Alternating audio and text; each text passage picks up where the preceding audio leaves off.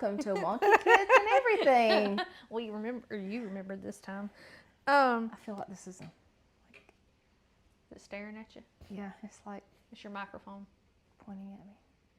Sorry. Well, I know we normally release on Fridays, but we didn't, and we didn't record. So we're doing it today, and then I'm gonna release it today, cause why not? Anyways, And it's raining. Listen.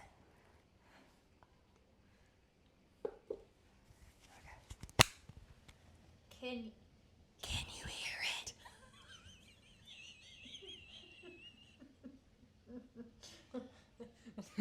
That's scary.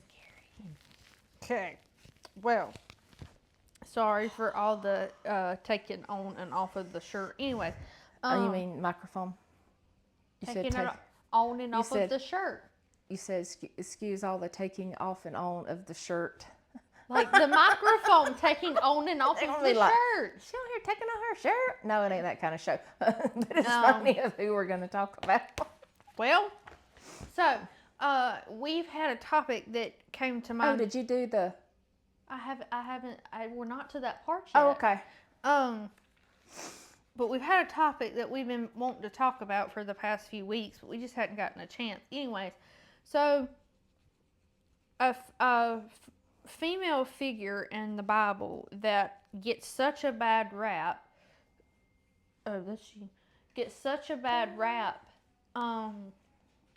Is Mary Magdalene, and when we think about her, we think about all the bad things she did, but we don't think about what she became and how Jesus used her in his earthly ministry and how God used her.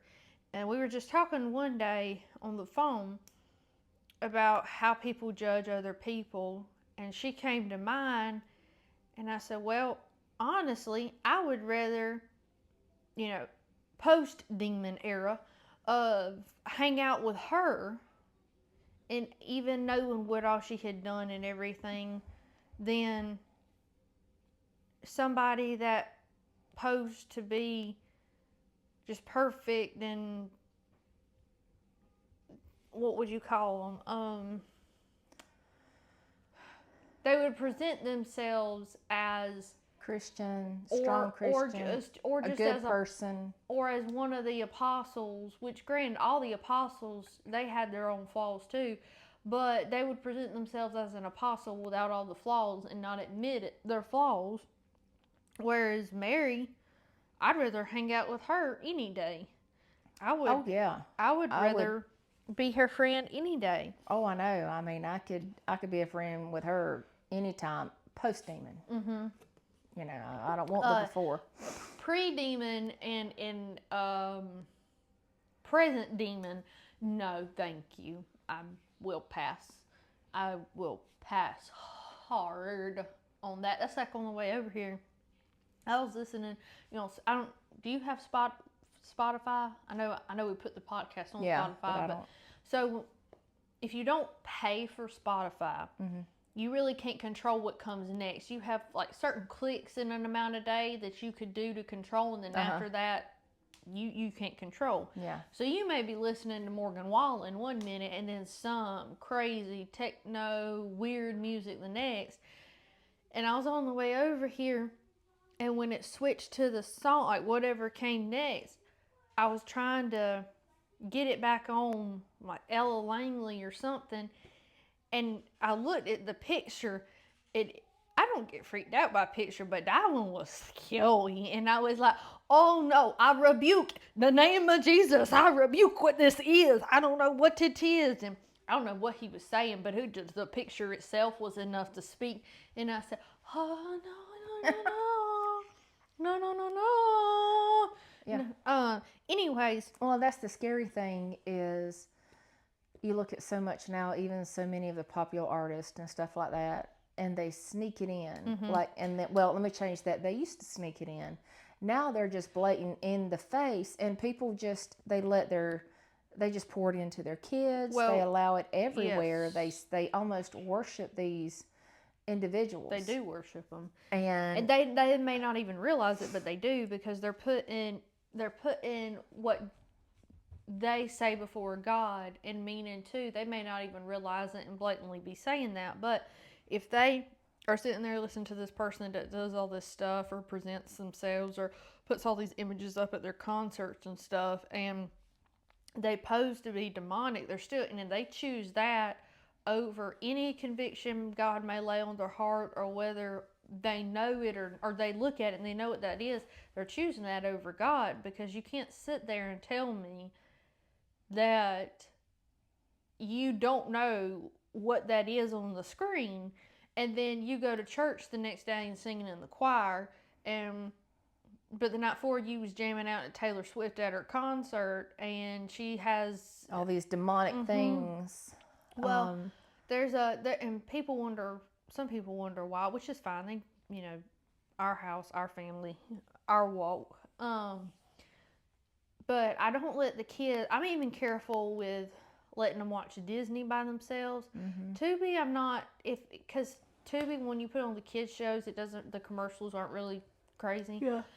But I don't let them watch. There are kids shows on Hulu, HBO, all the other stuff. But Gus knows, the girls don't necessarily know how to work it now, but Gus does, and he knows not to get on Hulu or HBO or anything besides Disney or Tubi by himself. Because there's a new movie, I can't tell you the name of it. There's a new movie out, and they are streaming it on Disney and Hulu, but the commercial, so 1 second in like the credits, it starts this flashing where it has like the directors and all this, but in the flashing is other scenes, and one is an upside down cross, and then one is the like satanic goat head symbol or whatever, and it's flashing. Every time it does that, I put my iPad down, I start saying, I rebuke in the name of Jesus, and I don't pick it back up till it's gone. Yeah. Well, that's like, I was watching a guy on the Sean Ryan show the other day, and he's a young, I don't know if you call him an evangelist or whatever. He doesn't have a church, but he goes out and he does the street preaching, and he just goes up to people and say, the blonde-headed guy? He's not blonde-headed, but he's young. He just got married. Oh, I don't know. But I sat and listened to it, and I really like him. But he was talking about how he had gone into the Satanic Temple in Salem, Massachusetts. And he went in there for the specific reason to pray. Right. And he said it was one of the darkest places he has ever. He said you can just feel it. I bet. I've known of people going to Salem, and I think the history behind it.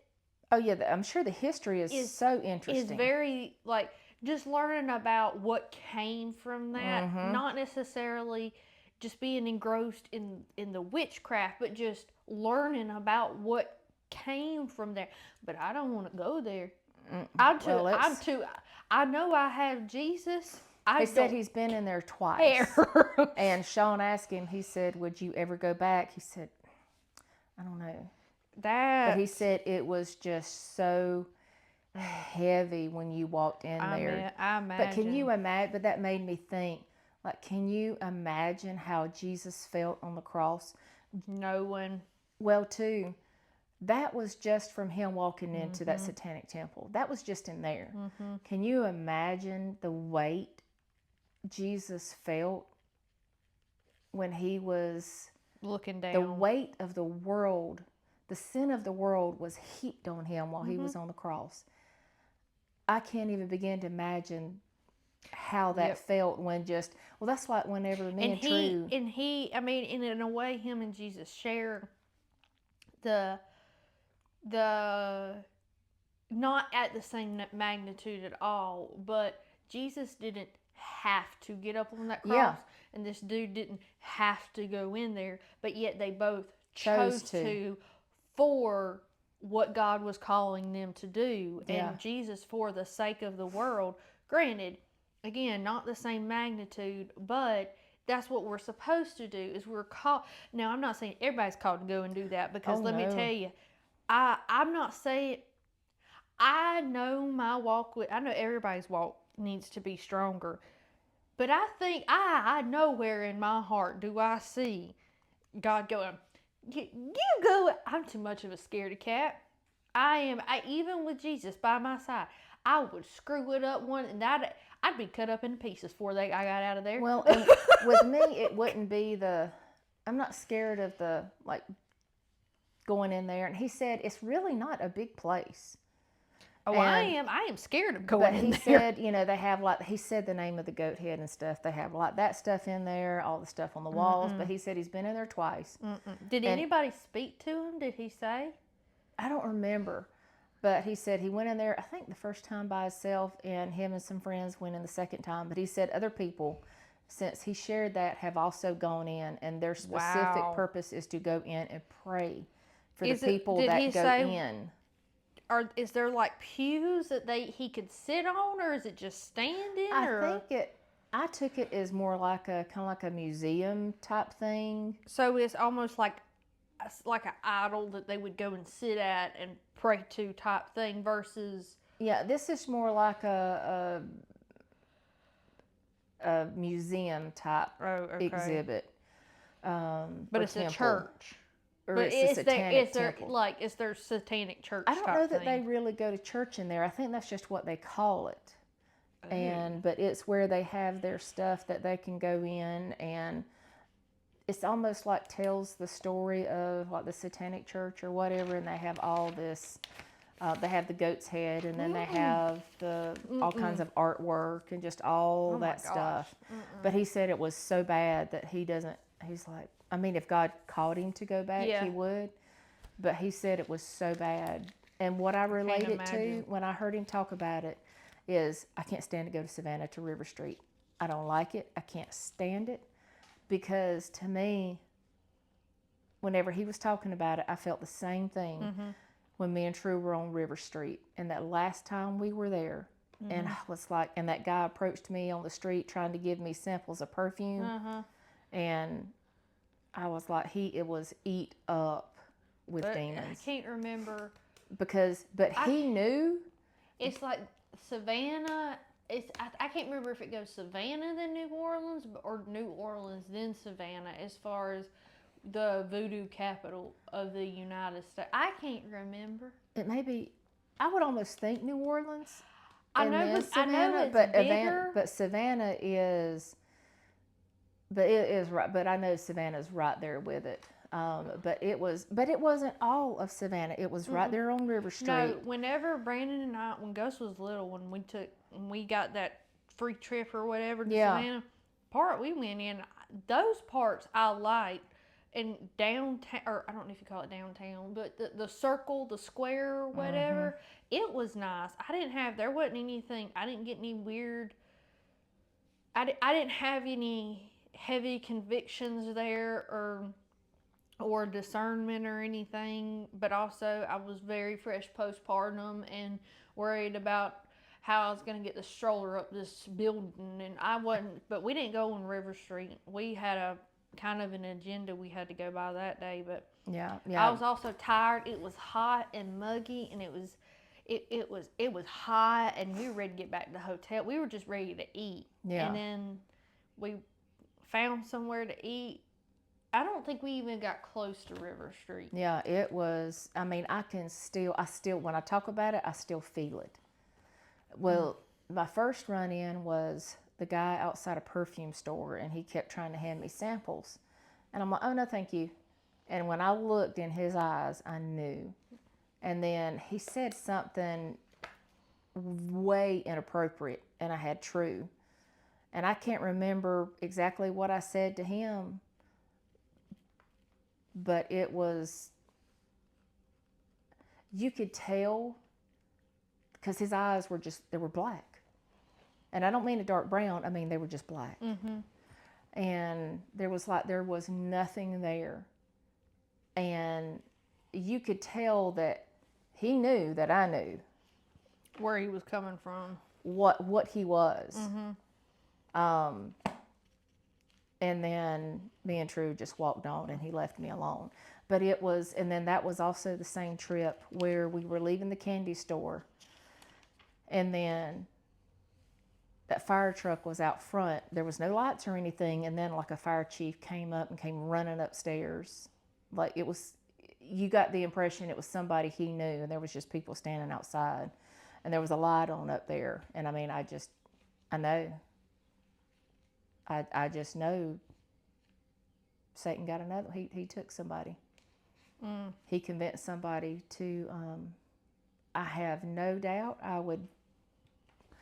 would bet anything in this world that is. I will stand on that ground to the day I die. That it's just this something God put in me. I was like, I got to get out of here. And it's just, and it's one of those things that's imprinted and ingrained on you so much. You could sit there and literally still draw a picture of how many years later. And I've talked to other people, and they get the same thing when they go to River Street. It's just this huge demonic feeling. So I can't imagine how Mary Magdalene must have felt with 7 demons. I mean, when we're in the presence of them, sometimes it's just like, that's what wow. I was going to get to. So in Luke 8:1-3, it says, afterwards he was traveling from one town and village to another, preaching and telling the good news of the kingdom of God. The 12 were with him, meaning Jesus, and also some women had been healed of evil spirits and sickness. Mary, called Magdalene, 7 demons had come out of her.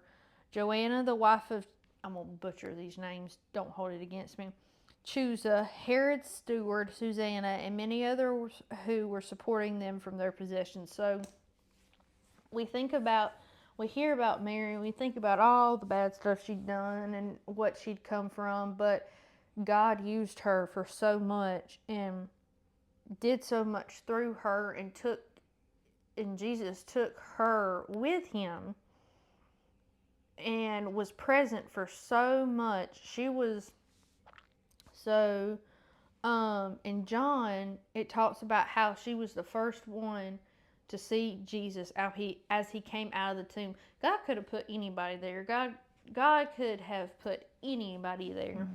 And he chose her Mary. to be there.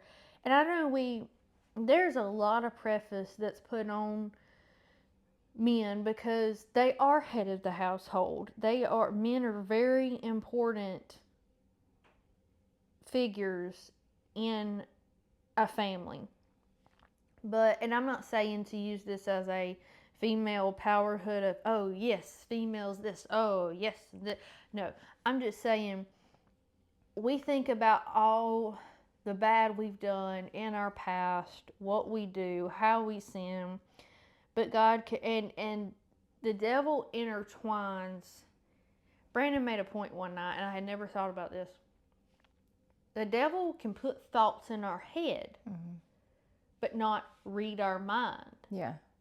Because if he could, then that would kind of diminish the points of some other things. And things wouldn't work necessarily the way they do.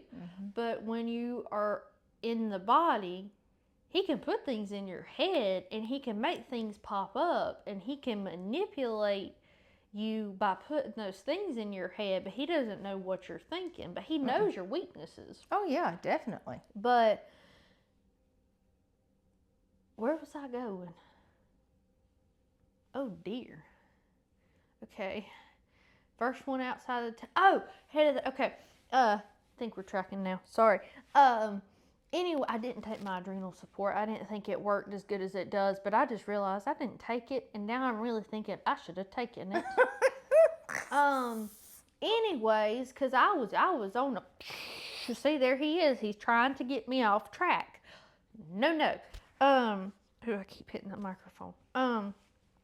But we don't, after we mess up, we think, yeah, we disappoint God, and yes, we sin, and yes, we should ask for forgiveness, but God can use us for so much, but we have to let him.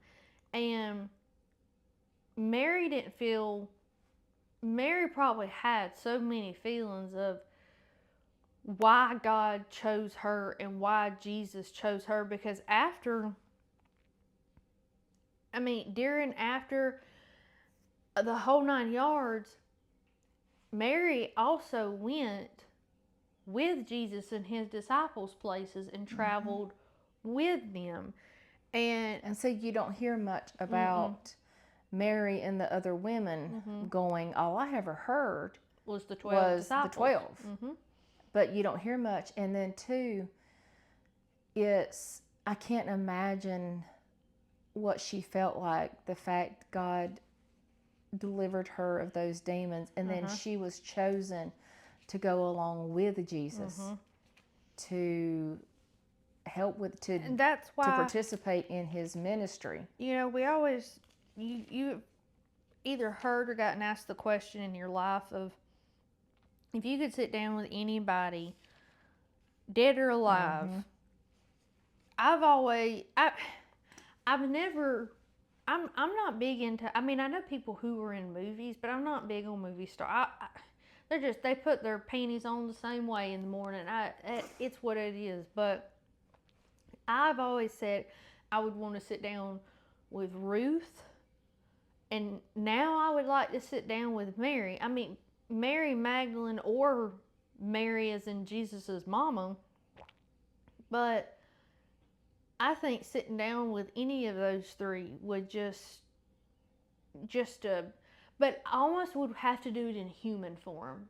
Not necessarily. Yes, I think about when we get to heaven, but I don't know what we'll comprehend and what will, I don't, the Bible tells us kind of what to expect and how certain things will be. Yeah. But I don't think I would I don't know if I would understand it in the magnitude that I would and feel it how I would in human form. Yeah. And because here we know suffering, we know the bad stuff, and when we're there everything will be perfect, and I don't know if it would hit the same. Not saying that I wouldn't want to, I would still love to, but I don't know. I just have lots of questions. Anyways, but so, and she stayed at the crucifixion with Jesus. So in John 20:11 through 18, this is at the tomb, right? Yeah, I got my words crossed. So sorry. Again, I should have taken that adrenal support. I swear by it. So, to clear up and have clarification, John 20 verses 11 through 18 is Mary Magdalene sees the risen Lord.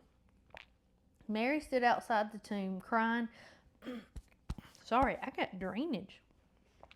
She was crying. She stopped and looked in the tomb. She saw two angels in white sitting where Jesus' body had been laying, one at the head and the other at the feet. They said to her, "Woman, why are you crying?" Sometimes I sit there, and when I cry over stupid stuff, I picture that of them sitting there going, "Why are you crying? Woman, why are you crying? What you got to be crying about?" A lot of stuff. And then, you go get blow or something, your hormones off, and then I'm like, okay, I wasn't a wuss. I couldn't help it. Or when I broke my ankle, and they were kind of like, "You mean you've been walking around for how many months with a broke ankle and you thought you were being a sissy?" And I'm like, "Yeah." Like, not a sissy. I'm like, "See, I was hurting." I never said you weren't hurting. I said you should have gone to the doctor. I'm talking about myself. Oh. Like, that was my discussion with myself, is kind of like, "See, you had reason to hurt. Yes. You weren't being a sissy." Because they've taken away my Lord, and I don't know where they put him. Having said this, she turned around and saw Jesus standing there, but she didn't know it was Jesus. "Woman," Jesus said to her, and I also pictured that, "Woman." Woman. Woman? Could you imagine Jesus saying to you, "Woman"? Be like, "Yes, sir. "Yes, Lord. Yes, Jesus." Uh-huh. Uh-huh. "Why are you crying? Who is it that you're seeking?" What am I supposed to read to? 18. Okay. "Supposing he was the gardener," she replied, "Sir, if you carried him away, tell me where you put him, and I will take him away." Jesus said to her, "Mary." Turning around, she said to him in Aramaic, I'm going to butcher this. Sorry, Lord. "Rabboni," which means teach. Okay, so she said, "Teacher." Don't cling to me, since I have not yet ascended to the Father, but go to my brothers and tell them that I am ascending to the Father and your Father, to my God and your God. Mary Magdalene went and announced to the disciples, I have seen the Lord, and she told them what he had said to her. Brandon always asks me why I highlight, and I'm like, because mine don't have red letters, so when Jesus talks, I highlight them. He said, oh, that makes more sense, because he saw me highlighting a whole page one time, and he said, why are you doing that? Why just highlight the whole thing? Get after it. The whole Bible. And I said, mind your beeswax. This is Jesus talking. I ain't got red letters. He said, well, do you want one with red letters? I said, no, I want this one. I have all my notes in here. And no, I've worked very hard to do this. That's like that Bible I sent you, that lady, that it was literally... Oh, I love watching her redo them. Thick. And I was like, man, I'd have been like, can you break this into like 3 Bibles? Yeah. When she finished it, I got just absolutely amazed. But he commissions her. Not only does he commission the disciples to spread the gospel, he commissioned her to spread the gospel. And yes, I know we have the great commission. Whoa! We'll not skip that again. I got mine. You want mine? To commission, he gave us all the Great Commission, which is to spread the gospel everywhere. But he specifically looked and said to her, spread the gospel, gave her a commission. And I remember it was probably 2 years ago now, which it doesn't matter how long. Anyways, we used to have a Bible study at the coffee shop, and we were sitting there talking about one day how God also chose his son to come through Mary. He chose his son to come through a woman. It was God.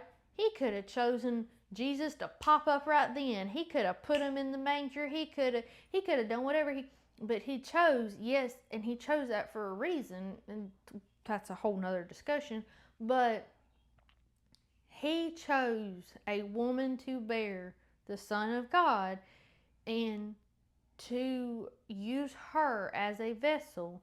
And we don't realize the impact and our role and how important it is for us to do as God has called us to do. Just like in Proverbs 31. And I know I love Proverbs 31, but I think it gets too over socialized, and enough people don't actually study it. They sit there and say, I think I have a hair in my shirt. I'm so very sorry. I feel it like going down my shirt. So sorry.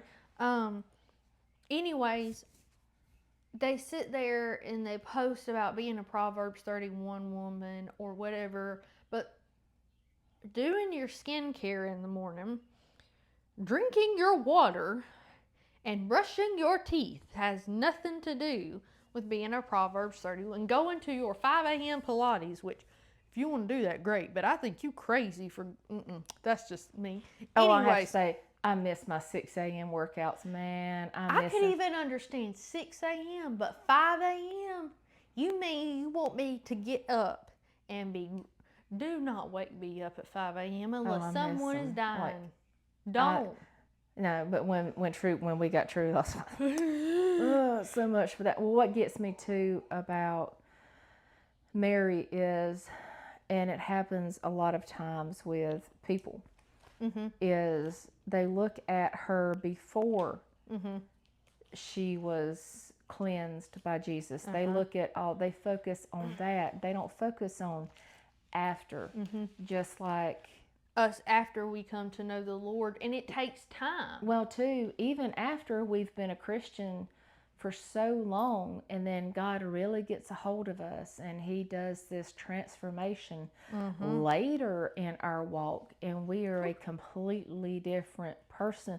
Like me, I'm a completely different person than I was 5 years ago, 3 years ago, a year ago. It takes time. And so sorry. And people won't move beyond past.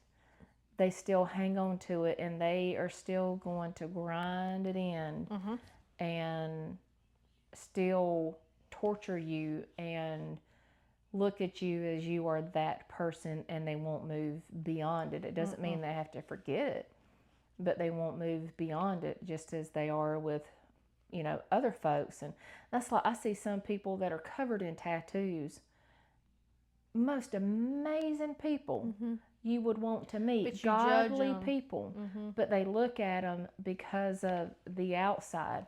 And I had rather go with them. I've made this statement a many times. I would trust a pack of wolves before I would a lot of people. That sit in church pews.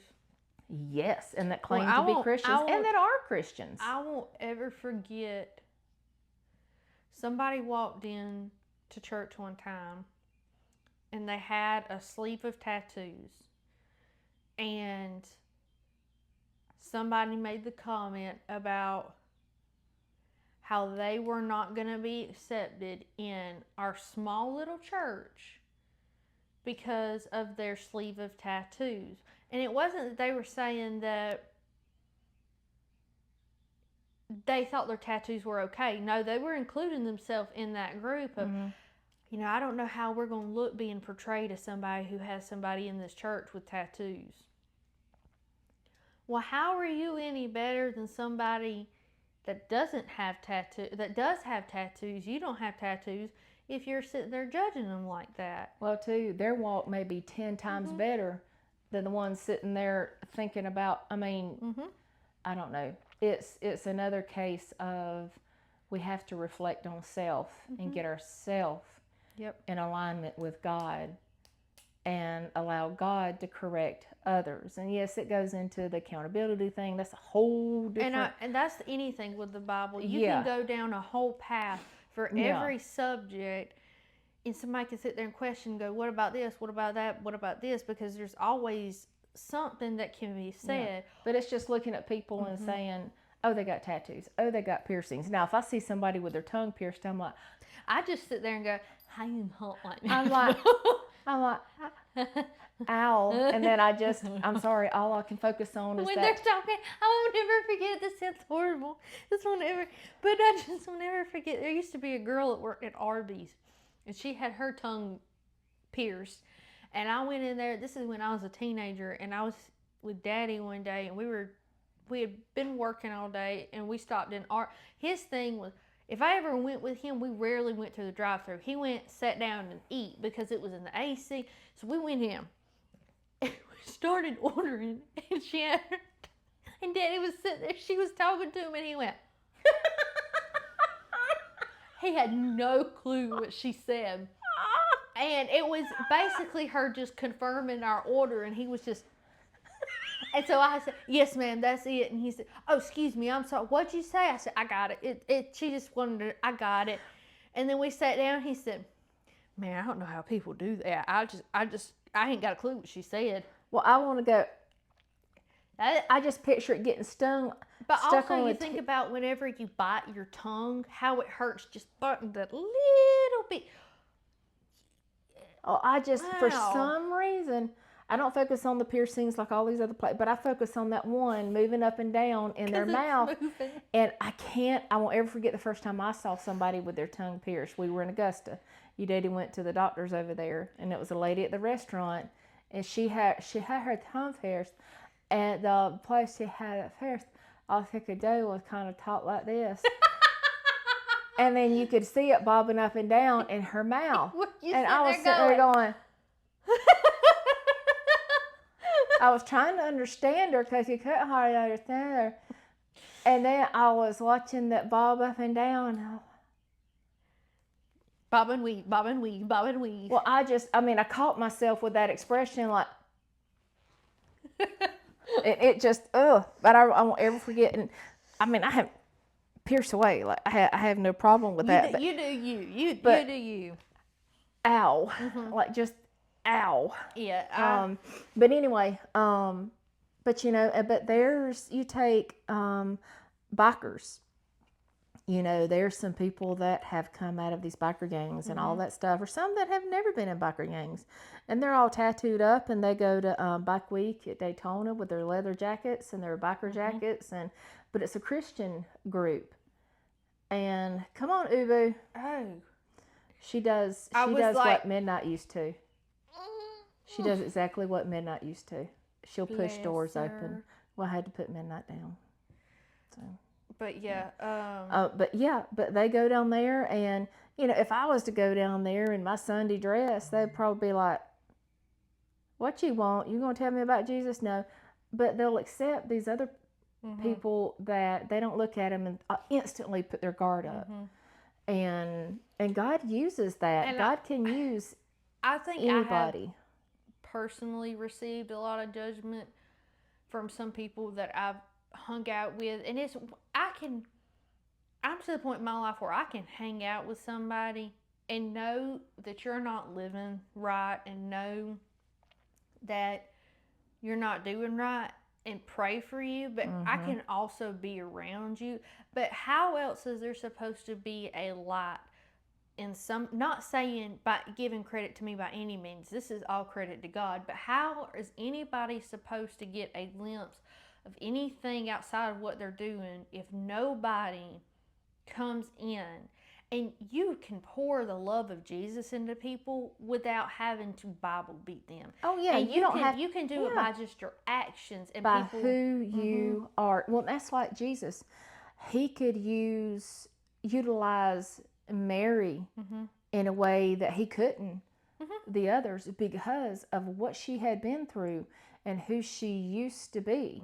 And until you have, like an addict, I can't tell you the journey an addict's been on, but they sure can. And just like with things you've been through, things I've been through, I mean, God can use us in those ways to minister to a specific group of people. And I have to say, I have figured out I have a lot more patience with the group of people that are so lost than the group of people who know better and who choose to do what they know is wrong, because the people that are lost know no better. They have to have somebody pour into them. A lost person acts as a lost person.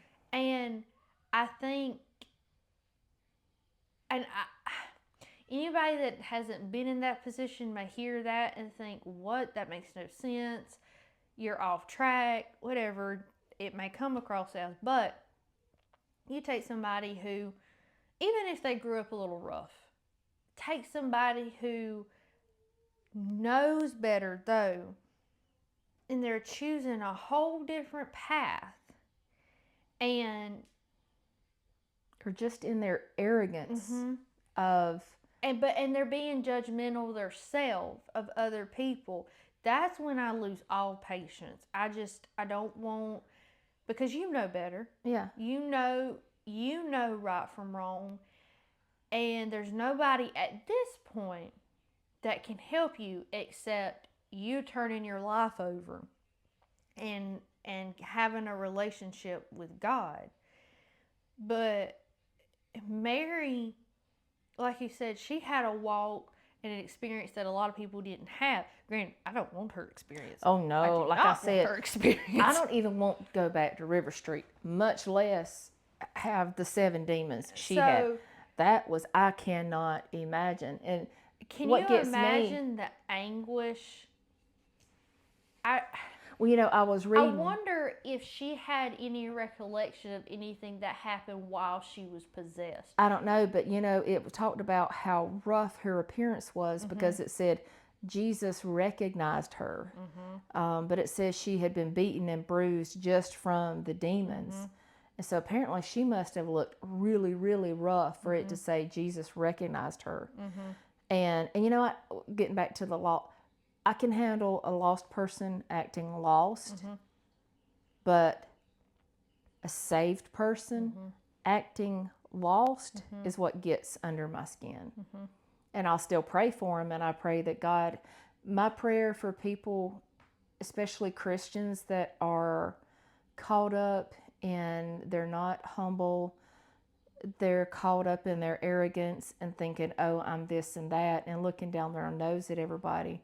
My prayer that I always pray is, God, help them to see themselves as you see them. Just open the door. And myself. I pray that for myself. Hello, Snowdrop. You know, that God will help me to see myself as he sees me. Help me to see my sin as you see my sin, and help me to do better, and help me to love on others. And I think that's why I have such compassion. Come on, sweet girl. Yeah, babe.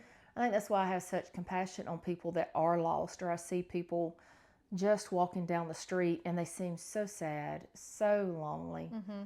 And I'm like... And and a lot of people drown their loneliness by drinking or something else, and they don't even realize that that's why they're doing it, and they're looking to fill this sadness or depression and void, and they don't realize that I'm not going to ever sit here and say that, oh yes, as soon as you're saved, you just feel this instant gratification. Not everybody has that experience, and I think, and if you have that experience, great, but I think it gets over popularized as far, because then you have somebody that comes to know the Lord, and they don't have that, and they're like, what's wrong with me? Oh my gosh, do I really know the Lord? Do I really think this and that? And you have them question, because it gets, come on, like I said, I'm not saying that feeling doesn't happen, but some people, it takes, now I'm like, if you're in Mary's situation where you're, you know, rid of 7 demons all of a sudden, I imagine she felt a great, but us normal people, oh my, you just get comfortable quick, don't you? She just plops down. But this, I'm not saying that doesn't happen, but some people, it takes a lot of time, and it's hard sometimes to feel that feeling with God, because we don't have the same... Well, too, they're starting from scratch. Some have never been told about Jesus. They have never heard. The only way Jesus was mentioned in their home is as an exclamation point, or almost as a swear word or something. And some people may have even done the blessing, and that's it, but they don't even know what that means. No. They just know that that's what their parents did, so that's what they're doing with their kids, but it doesn't mean anything. Yeah. It doesn't mean anything. Well, I think we've talked about this before. You know, the first time I ever met an atheist was in college, and it was in my psychology class, and I don't remember anything from my psychology class, but hearing this person say that they did not believe in God, I was like, what? It was like I had went to a new universe, because I'd always heard about it, but some haven't.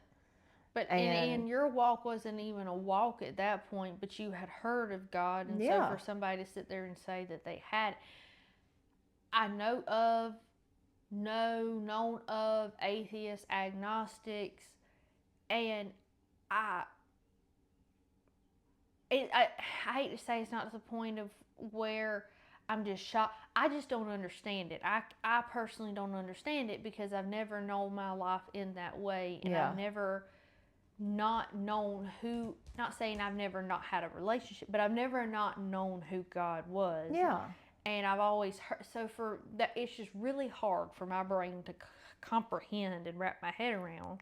But also, on the other end of the spectrum, I can see where people that weren't raised the way we were, where that's possible, as far as it was never a priority in their house. Yeah. So they never made it a priority. Or, do you want some coffee? She's looking at the flower. But some look at it, some approach it from a scientific or an intellectual standpoint instead of a spiritual. And some people view it as a burden too, because they think that because God gives us God asks us to live how He lives, they think, oh, well, my life is just going to be boring. Yes. And it's not saying that it's definitely not going to be boring, because you will have more challenges and you will have more struggles, because Definitely not boring. no, because the devil is going to now attack you. If your life is going very smooth and you never have any walls or barriers or anything to happen, it could be because the devil's got you. He doesn't have to put anything in your place to turn you from God or pull you off your path. But sometimes the harder things are, the more you're living right, and the more that the devil is trying to attack you and discourage you and to make you trip and fall or just give up, so that you won't serve God in the capacity that God is calling you to. And another thing about Mary is she was mentioned 12 times. I think we talked about this before we started. She's mentioned 12 times in the Bible, and to even get mentioned one time is unreal. But she's mentioned 12 times. And it's just, all in very memorable capacities, and very, what's the word I'm looking for?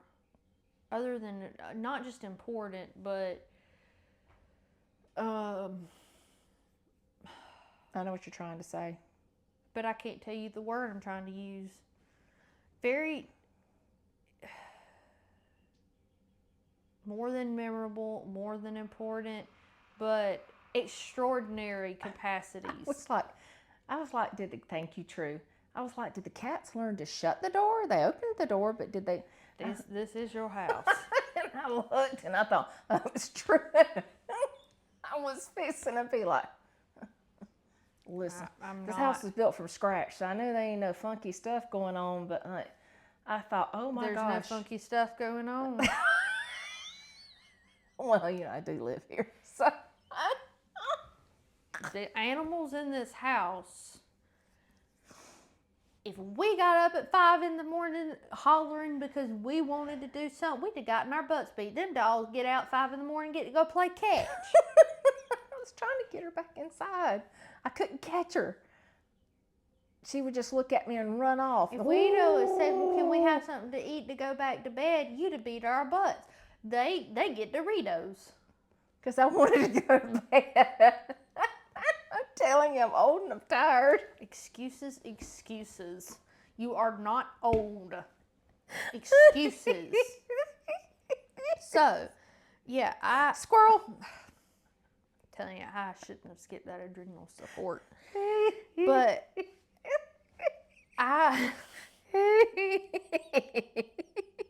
Me and Jill's had this conversation many times as far as how God perceives us, like with Him being God and us being human, and sometimes I know He looks down at me and goes, "This will be fun."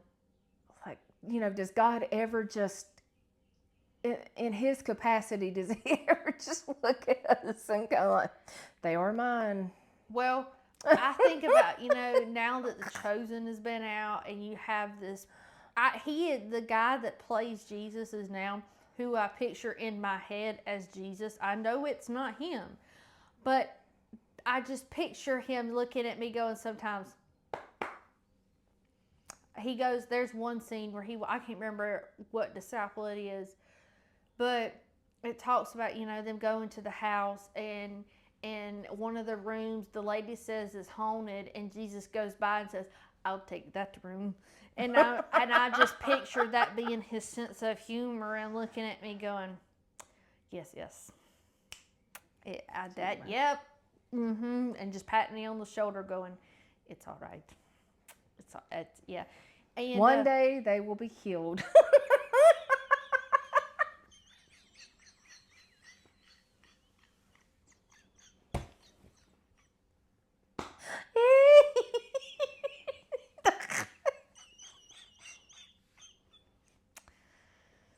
Ooh.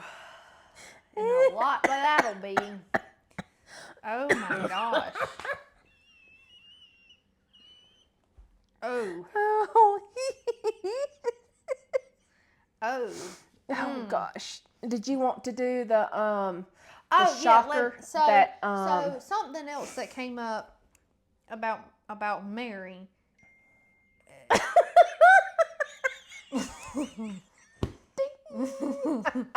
That's not what came up. But in case you need to know, some full leaf tea is on sale. Okay. But you know, we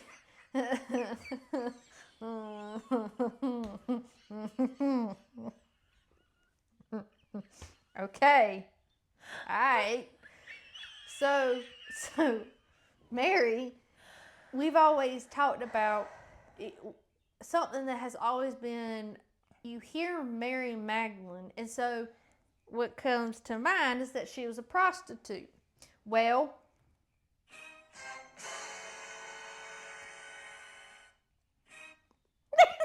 ding!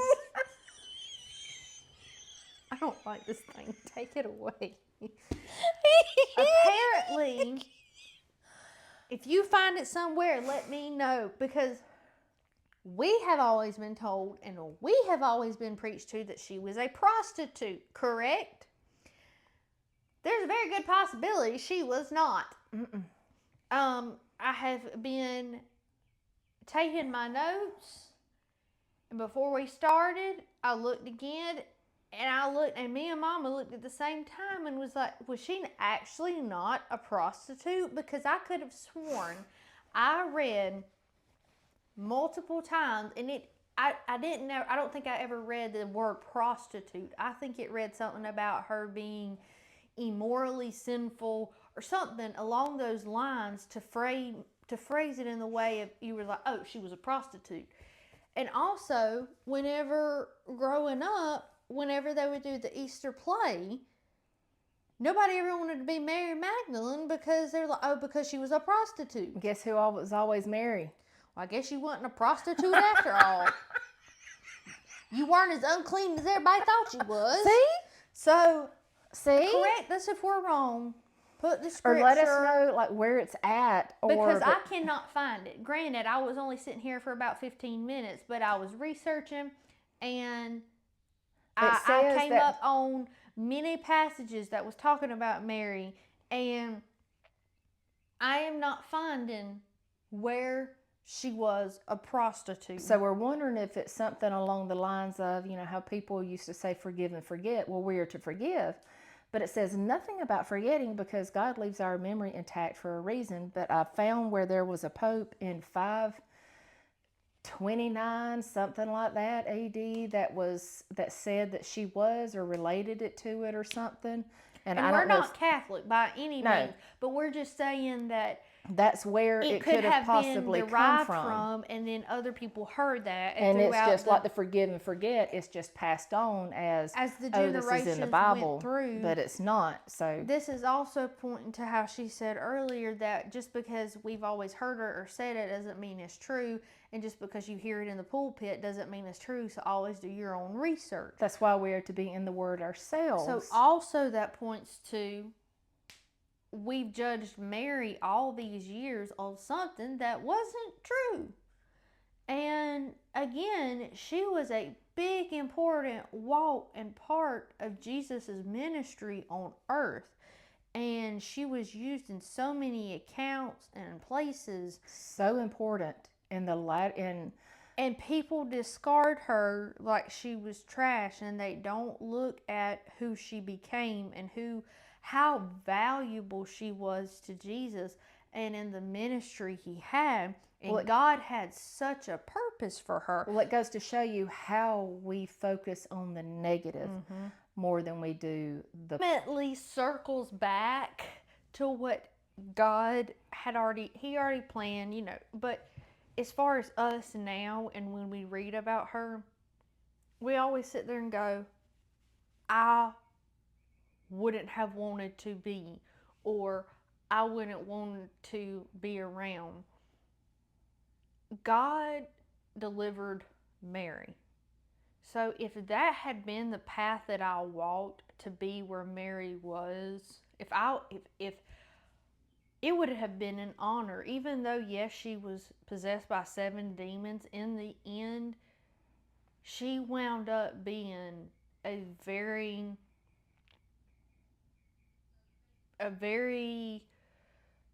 prominent figure in Jesus' ministry on earth.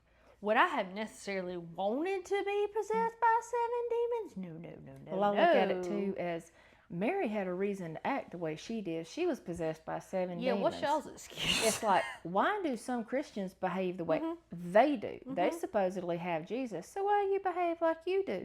Mary had 7 demons. Like, there's a reason why. And God delivered her. And God delivered her and looked at what he did with her and through her. So why are we still condemning Mary as if that's who she lived the rest of her life to be? I know. I mean, we don't look at it as, look where she was and look what God did and look what he did with Mary, through Mary, once he got a hold of her. And we're so bad to look at the befores and not the afters, because, because we are humans, we are so much more drawn to the negative than we are the positive. It's so much easier to believe the negative than it is the positive. So, be it not demon-possessed Mary, but be a Mary. Use your past. Don't let your past define you. Let your past speak for what God has done. Yeah. And look at where I was. Look at where I was, but look where God has brought me. But you can also view it as in a Mary perspective of, so many people probably pointed and gossiped and said so much about Mary because of who she was, but she also knew who she was in God and in how God had transformed her and what Jesus had done for her. And she used that to promote her ministry and to do what God had called her to do, not to hinder her and not to use it as a pity party. Not to be ashamed, but to be proud of what God had done, and to spread that. Be a Mary, and sometimes you need to be a friend to Mary. Sometimes you need to be the acquaintance to Mary. Sometimes you just need to be the smiling face in the grocery store to Mary. Sometimes it doesn't take much. Sometimes, and what I have found to be, it's so small, and people think sometimes so insignificant. When I do go through and get a coffee, and there's something written on my coffee cup, it's usually on the bad days, and that little small bit. But out of all the places, see, I know a lot of Starbucks. I really try not to go to Starbucks, but sometimes when I'm traveling, that's all there is. Yeah. And I'm on the road, that's all there is. And usually it is when I'm traveling, because so these people don't know me. And like on the way back from Erica's funeral, it was funeral because Daddy was with us, and we went through Starbucks. One of the Starbucks workers wrote something on my cup. Really? And after all of that, and when I say it's usually on the times that I just need a little bit of a smile, it's on times like that. Was it when your daddy was with us and we went through the one there in Macon? And it has the like weird small drive-through. Yeah. It was there. And sometimes all it takes is, even though I was not in grandest of spirits and everything, and I still try to be cordial and and that's all it took. And they wrote, and I can't remember what, I know most people would say, well, you would remember, you don't, my brain just, that was not a good day. Yeah. So anyway, but I do remember them writing something on it, and it was something like, you're awesome, or you're great, or something like that. Don't know these people, and sometimes it's just the smallest little things. And I have never been through, and I went right before you, so it wasn't a thing they were doing all day long. Because they didn't write nothing on my cup. No, it was, but God knew you needed that. God knew you needed that. And the girls at Espresso, they write stuff on there because they know us, and they don't really, I don't think they fully grasp, and they may, the how much it just means to write something on there. I've inboxed them and told them, like, listen, y'all, it's just a little message, but to me, it just, I almost started to keep all of them and set them up. I did for a while, and then some of them started to look real nasty because there was, like sugar sitting in the bottom or something. Well, I mean, I was going to even wash them out and stuff, and I'm like, Donnie, you can't keep everything. No. But I have the memory. Yes, And that shows you also that God can also use people that are not His to accomplish His purpose. Because I will say for this, His unless children. I was very wrong, I highly doubt this person knew the Lord. And I could be very wrong. This could be me. But I think this person, by what I was seeing and the things that were on her apron, did not know the Lord. Did not align with God's word. She had a certain flag on her apron. Yeah. And I'll just leave it at that. And so, but that just, and when I say that, I will interact with those people too. I'm not going to treat you like you have the plague. Whatever you, now unless you're sitting there worshiping the devil, like I'm just gonna, I'm going to be rebuking you. Like, you can go to River Street. I'm going to be rebuking you. But as far as anything else, I will sit there and talk to you, and I'll sit next to you, and I will conversate with you, but that what people call them, like little winks from God, as far just in those small little things, that just be a Mary. The world needs more Marys now than it needs hypocritical, arrogant people pew warmers. Put up on a pedestal the singers and the famous people, and we don't need. There are some that are wonderful. Well, some even worship other Christians, like in the church. Like, they will put them up on a pedestal, like they're above reproach, and nobody is. No. We all sin, and we all goof up. And but you're elevating people to a point that is almost up there with God, or that they would present as surpassing God. Yeah, I mean, that's not why God did not save us to be all of that stuff.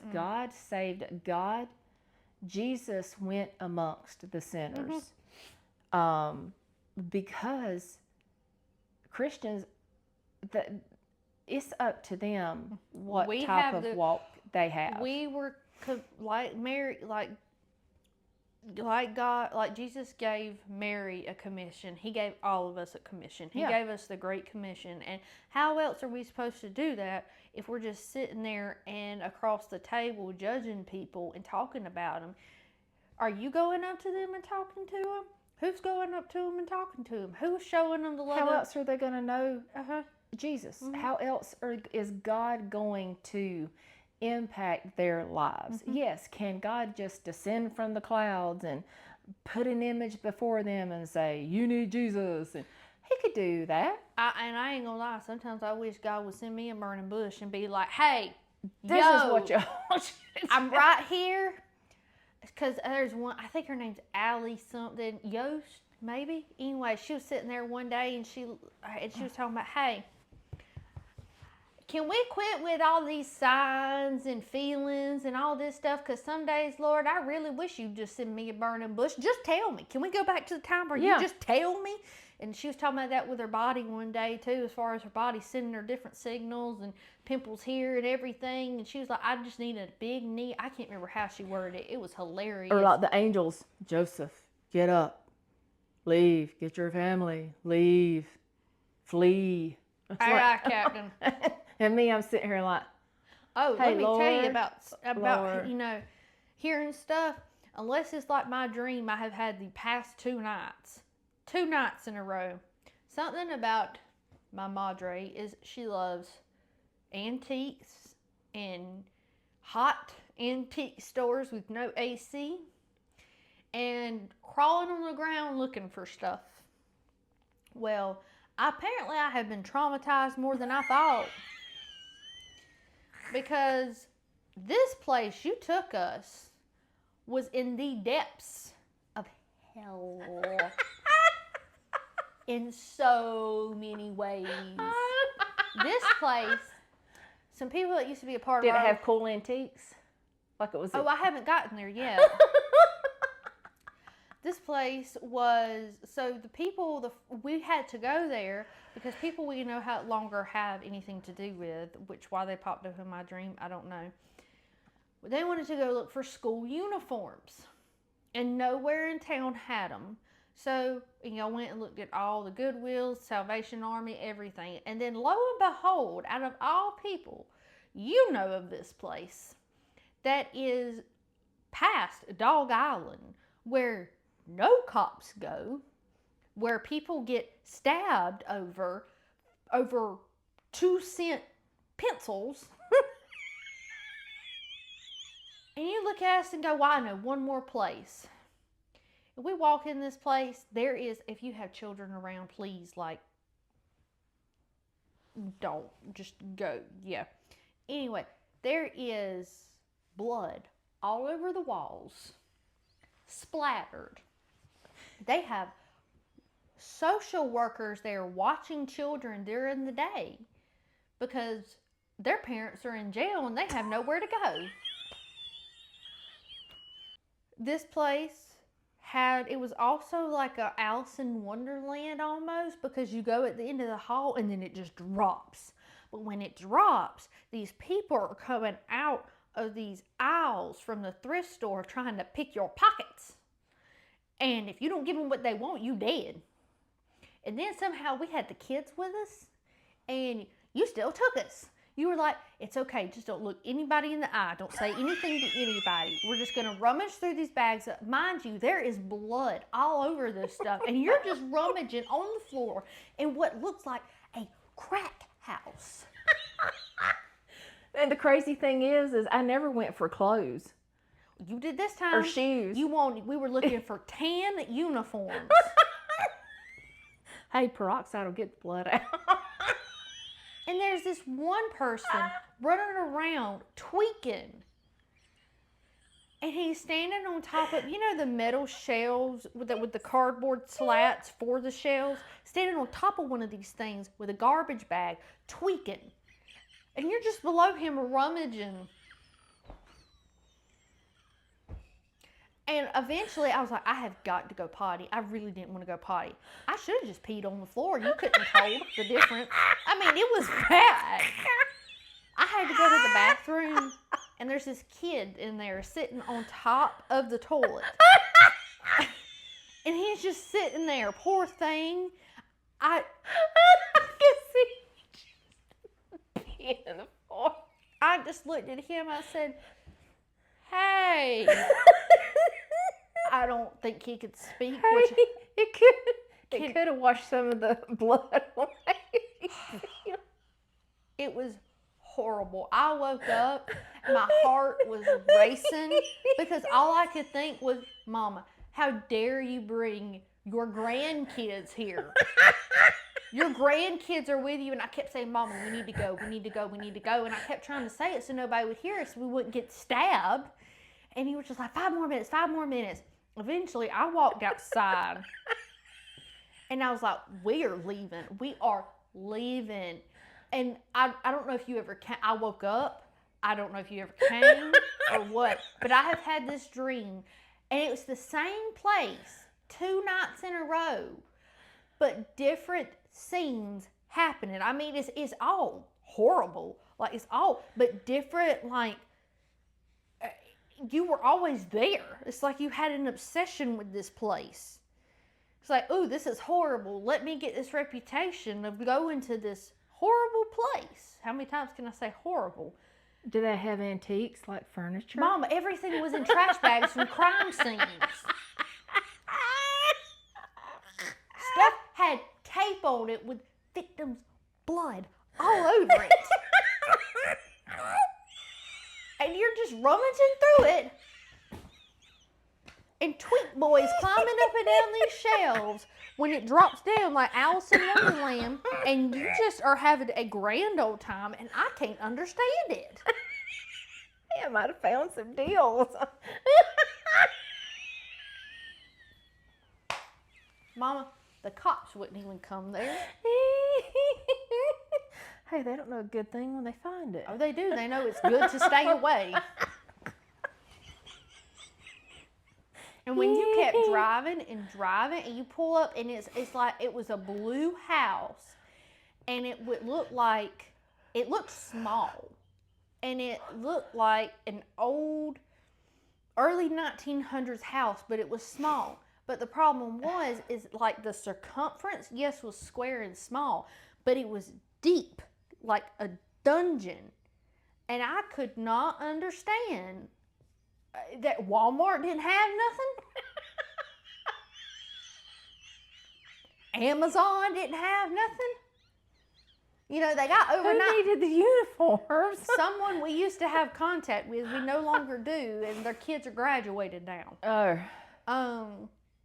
But yeah, why we were finding them for them, I don't know. Why were we in a crack house? I don't know. I mean, the guy that was climbing. Hey, they got to make money, extra money somehow too, you know. So they. Well, this dude just looked like a worse version of Lil Wayne. Like Lil Wayne. Worse. Worse.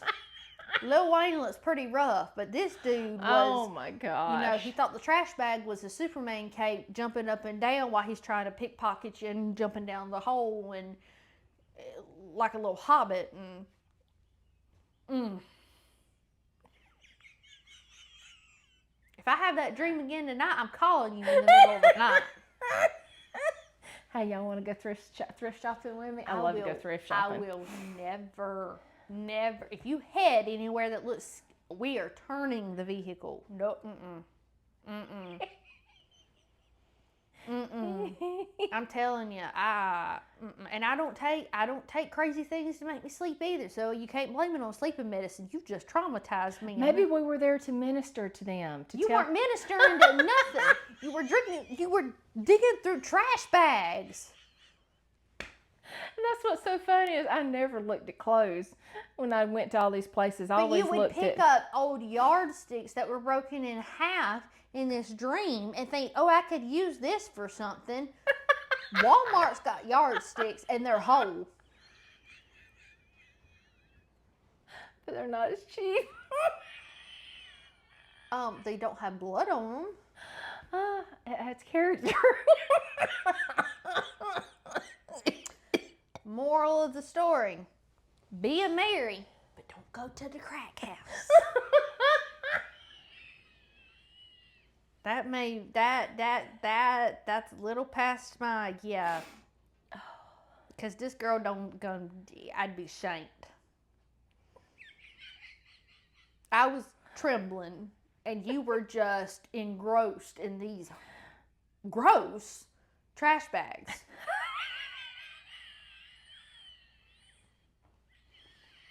I just don't understand. Be a Mary, but don't go to the crack. Put that on the shirt. Perfect.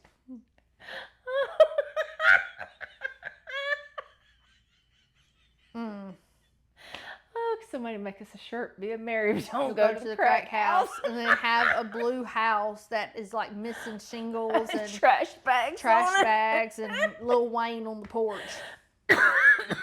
No, on the roof. That just. Oh gosh.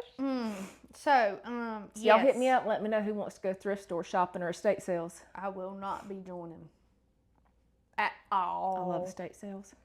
Yeah, just check the address first. I ain't. So, maybe it may have a wet bed.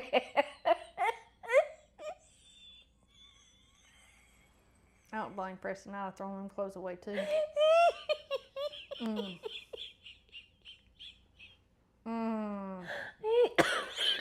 That was a nasty. Oh, that wasn't the crack house, but that was.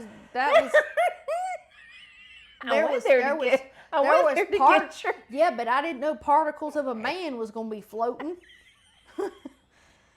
I think I inhaled part of Cleo. I know Preston did. Preston was wearing Cleo.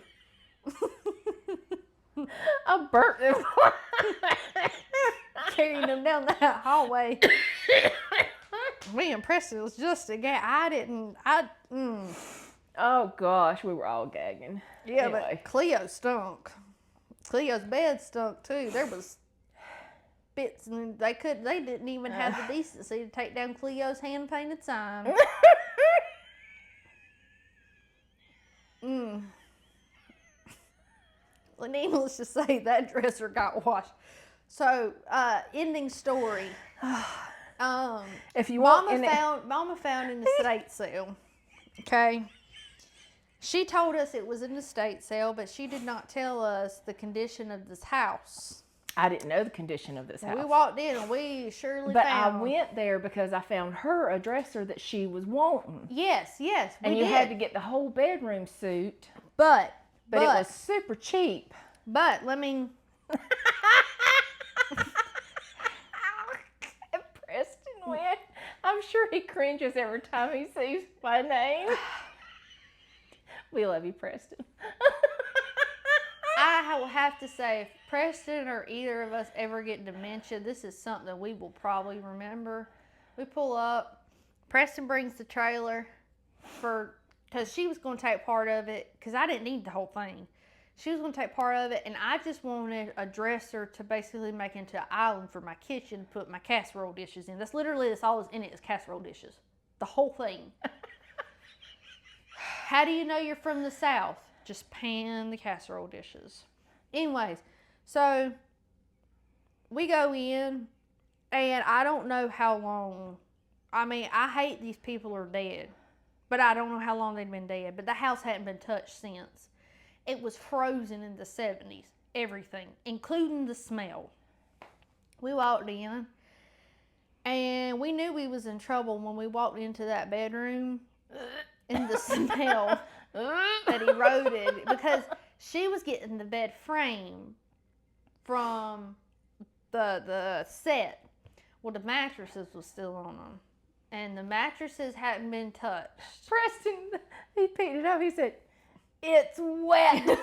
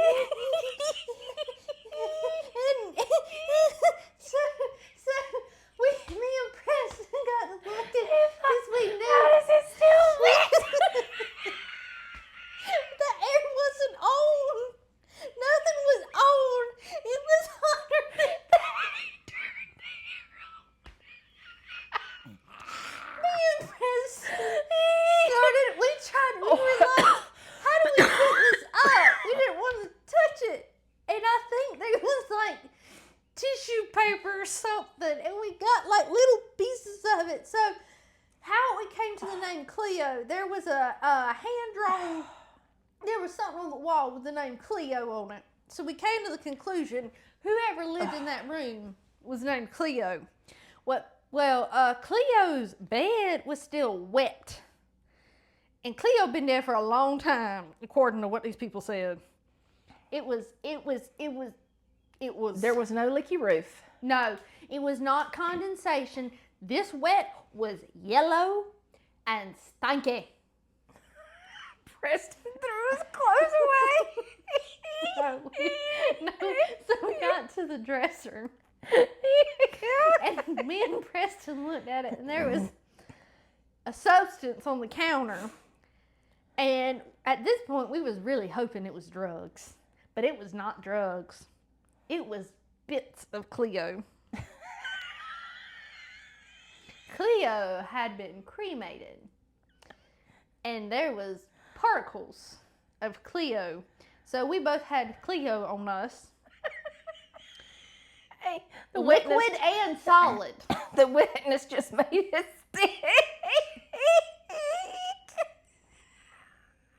We tore and then we had to go move the bed. I told the lady, I was like, "Hey, these mattresses are wet. We don't want them." She said, "Just throw them in a corner." We did.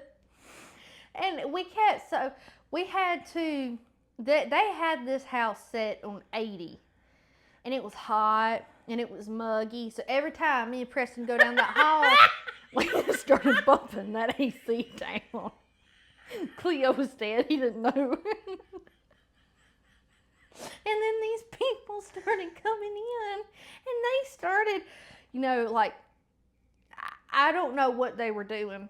Then this one dude, he just came for the dead flowers. The fake dead flowers. And then there was some getting those old couches, and I was like, ooh.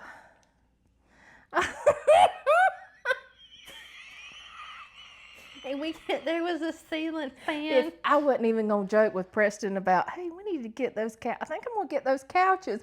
He'd probably, we would have both driven away. He probably would have dropped me right there. By the time me and him got done taking all that out,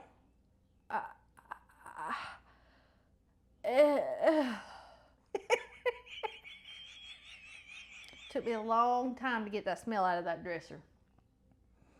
For the longest time, every time I got something out. I mean, when I say I scrubbed that thing before I brought it in the house, I scrubbed it. And then when I put everything in, up until about 3 or 4 months ago, every time I got a dish out, I would wash it again.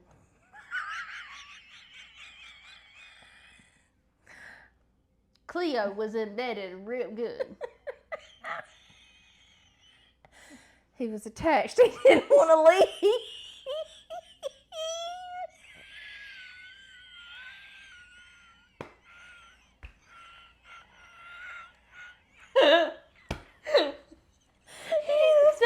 He's done something to remember me by.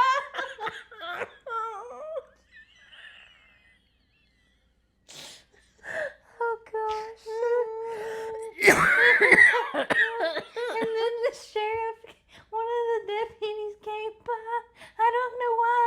Oh, yeah, it was a sheriff. I mean, a deputy sheriff and a detective. In a fire truck. And he stopped, out of all people. Me and Preston was struggling to get something on that trailer. And he stopped and he just looked at me and Preston with his window down. And he just stared at us. And me and Preston looked at each other. We looked back at him. He said, well, what are y'all doing today? With this big old heavy piece of furniture in our hands. Yeah, all these folks out here, we just robbing it. That's what we doing. And we just looked at it. We said, loading this furniture? And then he just stared at us in silence. Said, y'all have a good day now. He may have known. And me and Preston just looked at each other and thought,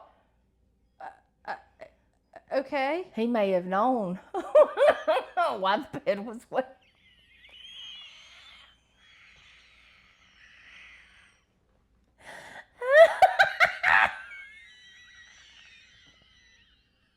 Dun, dun, dun.